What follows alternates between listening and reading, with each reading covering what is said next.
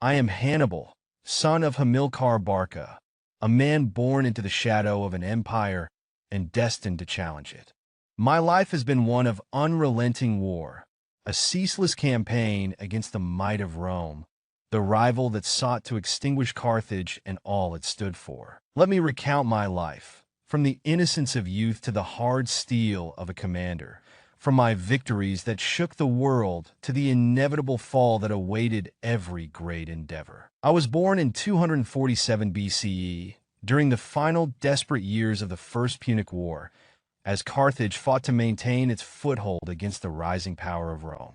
My city was a marvel, a bustling hub of trade and culture, with its grand harbors and temples dedicated to the gods of our ancestors.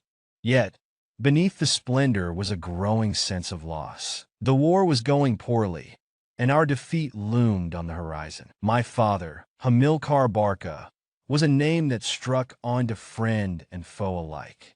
A brilliant general, he refused to accept the shame of defeat, even as Carthage ceded Sicily to Rome and paid crippling reparations. He was my first teacher, shaping me into the man I would become. When I was 9 years old, my father prepared to leave Carthage for Spain, where he sought to build a new empire to rival Rome's growing dominion. Before he departed, he called me to the temple of Baal Hammon and made me swear an oath. With my hand on the sacred altar, I vowed to hate Rome with every fiber of my being and to oppose it for as long as I lived. That moment, more than any other, defined my destiny. It was not just a promise to my father, but to my people, my gods, and myself. In Spain, my father set about establishing Carthaginian power, forging alliances with local tribes and subduing those who resisted. I followed him into battle, a boy among hardened soldiers, learning the ways of war from one of the greatest minds of our time. My father's death came too soon. Drowned while crossing a river during a campaign against a rebellious Iberian tribe, he left behind an unfinished dream and 3 sons to carry it forward. My brother-in-law, Hasdrubal the Fair, succeeded him, consolidating Carthaginian rule over much of Spain. But fate is rarely kind. Hasdrubal was assassinated by a Celt, and the soldiers turned to me for leadership. At just 25 years of age, I became the commander of Carthage's forces in Spain. I knew that Rome would never rest while Carthage held power in Spain.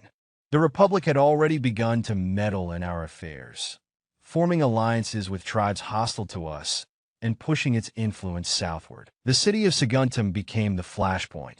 Located within our sphere of influence, Saguntum defied us and allied itself with Rome. I besieged the city and captured it, knowing full well that this act would ignite a war. I was prepared. Rome believed itself untouchable, protected by the vast expanse of the Alps and its superior navy. My strategy was bold. I would take the fight to Italy itself, crossing the Alps with my army and striking at the heart of Roman power. It was a gamble, but one that could shatter Rome's alliances and force its submission. My army, numbering around 90,000 men and 37 war elephants, set out from Spain. We crossed the Pyrenees, marched through southern Gaul, and reached the foothills of the Alps. The journey ahead was fraught with danger, but my men were ready, their hearts burning with the promise of glory. The march across the Alps was the greatest challenge of my life. The towering peaks were blanketed in snow, the narrow passes treacherous. We faced not only the harsh elements, but also hostile mountain tribes who attacked us from above. I encouraged my men, reminding them that beyond these mountains lay the fertile plains of Italy, where we would find the chance to strike at Rome itself. We lost many men, horses, and elephants alike, but we emerged on the other side, battered but unbroken. My army had been reduced to less than half its original size, but their spirit remained intact. Once in Italy, I waged a campaign that has been studied by generals for centuries. At the Battle of Trebia, I used the cold waters of the river to weaken the Roman soldiers before launching a devastating attack. At Lake Trasimene, I executed a masterful ambush, trapping the Romans against the lake and annihilating their force. But my greatest victory came at Cannae, in 216 BCE. Facing a Roman army nearly double the size of my own, I employed a tactic of encirclement, enveloping their forces and slaughtering them in a single, decisive battle. Tens of thousands of Romans fell that day, and their republic trembled. Despite my victories, Rome refused to fall. Their Senate, unlike other enemies, did not negotiate. Instead, they adopted a strategy of attrition, avoiding direct confrontation while cutting off my supply lines. I sought allies among Rome's enemies, such as the Italian tribes and the Macedonians. Some joined my cause, but others feared Rome's wrath more than they desired freedom.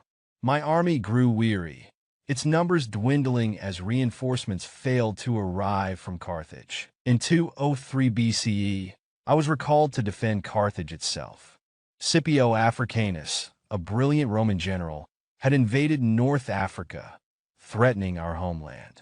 I faced him at Zama in 202 BC, bringing all my remaining skill and experience to bear. Scipio, however, had studied my tactics and countered them effectively. My war elephants, once a symbol of Carthaginian power, were neutralized, and my lines were broken by the disciplined Roman legions. I suffered my first true defeat, and with it, Carthage's hopes for victory were extinguished. After the war, I remained in Carthage, reforming its government and seeking to restore its strength.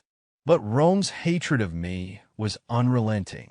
They demanded my exile, and I fled to the courts of distant kings, serving as a military advisor and offering my knowledge to those who opposed Rome. Even in exile, I was hunted. In 183 BCE, cornered by Roman agents, I chose to take my own life rather than be paraded through Rome as a prisoner. My final act was a refusal to bow to their might. I am Hannibal Barca, the man who defied Rome and brought it to its knees. Though I failed to destroy the Republic, my name endures as a symbol of resistance, brilliance, and the unyielding spirit of Carthage. Let my life stand as a testament to the power of boldness and the cost of ambition. For as long as men study war, they will remember Hannibal, the scourge of Rome, who crossed the Alps and made the earth tremble beneath his feet.